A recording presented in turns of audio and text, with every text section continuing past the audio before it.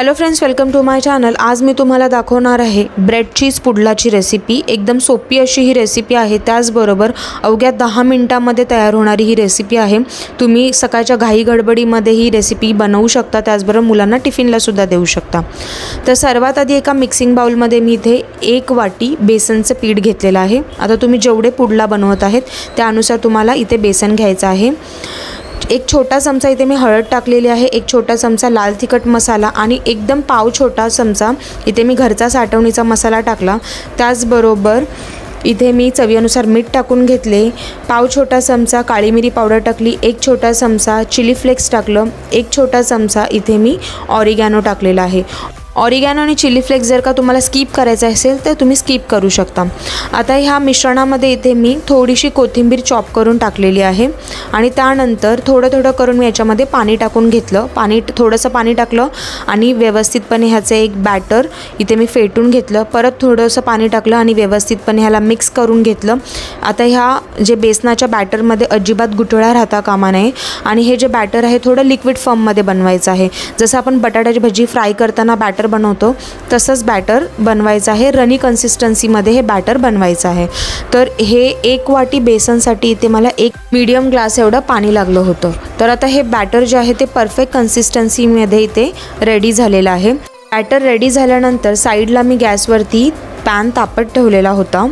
आता मी इथे 1 ब्रेडचा स्लाइस घेतलेला आहे। इथे मी व्हाईट कलरचा ब्रेड घेतलेला आहे आणि ह्याचे जे एजेस आहेत ते कापलेले नाही आहेत, म्हणजे ज्या कडा आहेत त्या ॲज इट इज ठेवल्या। आता या ब्रेडला या बॅटरमध्ये डीप करून घेतलं दोन्ही बाजूनी आणि त्यानंतर त्याला मी पॅनवरती ठेवून टाकलं। त्याचबरोबर मी इथे दुसरीसुद्धा स्लाइसला व्यवस्थितपणे बेसनाच्या बॅटरमध्ये डीप केलं आणि त्याच्यानंतर त्याला पॅनवरती ठेवलं आणि त्यानंतर ह्याच्यावरती मी थोडंसं म्हणजे 1 चमचा भरून ह्याच्यावर बटर टाकलं आणि व्यवस्थितपणे बटर सर्वीकडे स्प्रेड करून घेतलं। आता हे जे पुडलाज आहेत ते 1 चमचा बटरमध्येच इथे मी तयार करून घेतले होते। गॅसची फ्लेम आता स्लो ठेवली आणि व्यवस्थितपणे 3 ते 4 मिनिटे एक बाजू खरपूस भाजून घेतली। त्यानंतर मी ही जी ब्रेडची स्लाइसची बाजू आहे ती टर्न करून घेतलेली आहे आणि दुसरीसुद्धा बाजू इथे मी 3 ते 4 मिनिटे व्यवस्थितपणे खरपूस भाजून घेतली।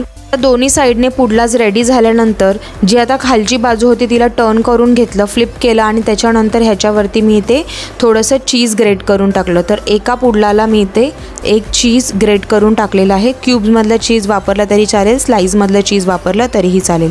आता हा जो दुसरा इथे ब्रेडचा पुडला आहे तो पहिल्या पुडल्यावरती इथे मी ठेवलेला आहे। जसं आपण सँडविच ठेवतो तसंच ठेवायचं आहे आणि त्यानंतर 1-1 मिनिटं दोन्ही बाजूने ह्याला खरपूस भाजून घेतलं। आता मी गॅसची फ्लेम इथे मीडियम केली होती आणि व्यवस्थितपणे 1-1 मिनिटे दोन्ही साईडनी मी ह्याला खरपूस भाजून घेतलेलं आहे। आता हे जे पुडलाज आहे ते इथे रेडी झालेलं आहे। असेच मी बाकी सर्वसुद्धा पुडला इथे तयार करून घेतले। आता हा जो ब्रेडचा पुडला आहे तो मी एका प्लेटमध्ये इथे काढून घेतलेला आहे। तर अवघ्या 6 ते 7 मिनिटांमध्ये हा ब्रेड चीज पुडला इथे रेडी झाल्यानंतर पिझ्झा कटरनी मी ह्याचे स्लाइसेस करून घेतलेले आहेत। आता तुम्हाला जसे स्लाइसेस कट करायचे असतील तसे तुम्ही याला स्लाइसमध्ये कट करू शकता। एक पुडलाची साईज मी तुम्हाला ओपन करून दाखवते। ते एकदम चीजी असा हा ब्रेड चीज पुडला इथे रेडी झालेला आहे। हा ब्रेड चीज पुडला मी शेजवान चटणी आणि मेयोनीजचं एक डीप तयार केलं, त्याच्यासोबत सर्व केलेलं आहे। जर का तुम्हाला याला सॉसबरोबर सर्व करायचं असेल तर त्याच्यासोबतसुद्धा सर्व करू शकता, अदरवाईज ग्रीन चटणी तयार करून त्याच्यासोबतसुद्धा सर्व करू शकता। तर हा ब्रेड चीज पुडल्याची रेसिपी घरात नक्की ट्राय करून बघा आणि जर का तुम्हाला माझी रेसिपी आवडली तर चॅनलला लाईक, शेअर आणि सबस्क्राईब करायला विसरू नका। थँक्यू।